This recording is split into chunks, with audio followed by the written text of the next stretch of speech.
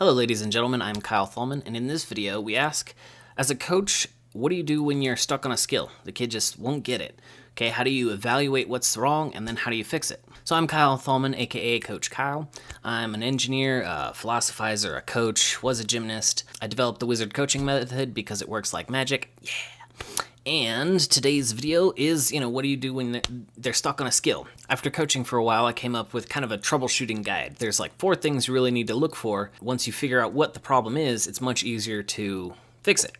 In this video, I'll be using the back handspring as the example skill. So say your kid can't do the back handspring you've taught him, going through a bunch of drills, you keep giving him corrections, but it's just not working. Well, the first thing I do is look for flexibility problems.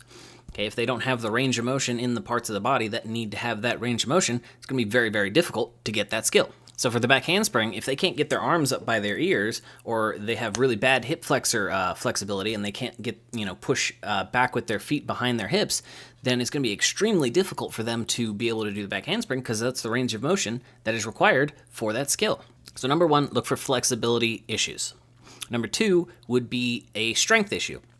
If they're not strong enough to do the skill, then it's not going to work. If you're trying to teach a back handspring to a kid, but they can't do a wall handstand for 30 seconds, at least 30 seconds, then they're not going to be able to catch themselves in a handstand in the middle of a back handspring. So for back handsprings, I usually have them work wall handstands because those are very safe, pretty easy to do. So you just walk up to the wall and hold it.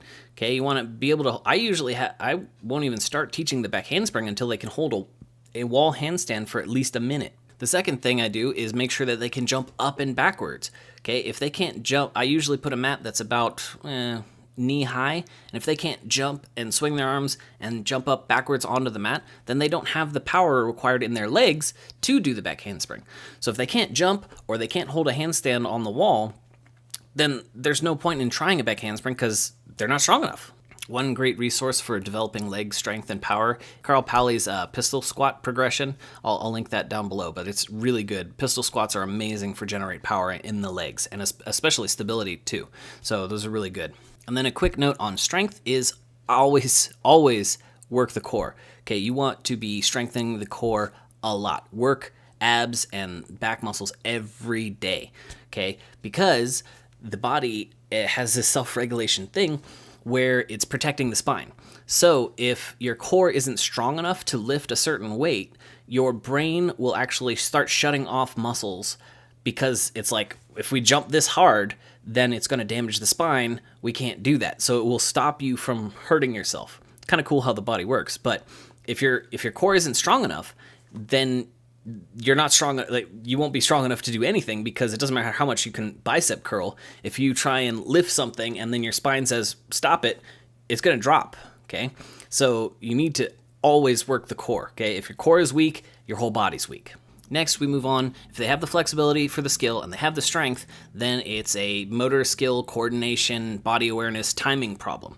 Okay, so basically they just got to figure out like what body positions at what timing works for the skill. So to fix this part, basically you break the skill into different pieces and then you train those separate motions in a much safer or easier drill.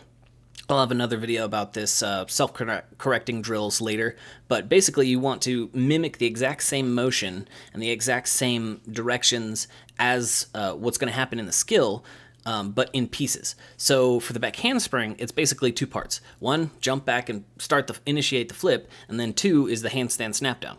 Okay, if they can do both of those things, then they pretty much have a back handspring. They just need to connect them. I train a ton of handstand snap downs. Okay, you can start like really easy off of a springboard or off a big thing. They don't even have to be full handstand. You just kick up a little bit and snap down. And the key is getting their arms up or their chest up, hands off the floor before their feet hit. Okay, that's what you want to have. Because you don't want a back handspring where they hit their hands and then collapse down like this. That's no good. Okay, you want to be able to push off and spring off their hands. And then the jump back, that one's pretty easy. You just get a barrel, okay? Or you can train it, like I said, up onto like a 12-inch mat or, about knee height for whatever your athlete is. If you got really tiny ones, you don't have to be that high. But, swing the arms, jump up and backwards, okay? You want to get that up and backwards motion into them. Or you could have, a bigger mat, maybe a cheese mat on top and just up and back and then flat back onto the cheese mat. So they kind of get the initiation of the flip. At that point, then I would transition over a barrel or something. And once they can do that, then I'd spot them. And this works for pretty much every skill out there. Okay, back fulls, twisting, double doubles, whatever it is, you want to break down each part of the skill and then just train those. The final thing I look for in an athlete, if they're just not getting it, they're strong enough, they're flexible enough, and they have the coordination, they can do the skill, it's probably fear-based. So at that point, it's a psychological game. You have to reduce the fear. I've got another video about that. But yeah, if you see the kid is shaking, their eyes are really dilated, or they just stop talking, they get like really reserved when they're usually an outgoing person, they're probably in fight or flight mode, and they can't think, okay? It's impossible to think in fight or flight mode. So you have to calm them down, go through some more drills, whatever it takes to make them feel more comfortable while doing the skill so it reduces the fear enough that they can get over it. So how to implement this in your coaching?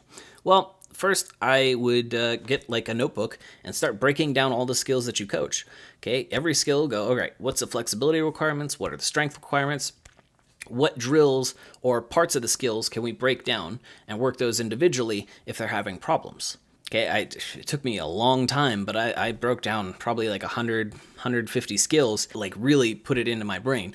So I can remember almost all the drills or skills, the drills relating to almost every skill I've coached in the last, 5-10 years, because I took the time and wrote it down. And on the side, you always want to look out for the kids that are showing signs of that, fight or flight response. If they're too scared or freaked out, it's no matter what you tell them, it's not going to work. Okay, so keep an eye out for those signs. In the description, I'll add my breakdown of standing back tucks, I think, for the drills, flexibility, all that good stuff. Question of the day: do you guys have any other things that you guys look for when you're breaking down a skill, or you have a problem skill, or like a kid that's just not figuring it out? What else do you guys look for? If this video was helpful, please like it, subscribe to the channel, share it on Facebook or wherever you share it.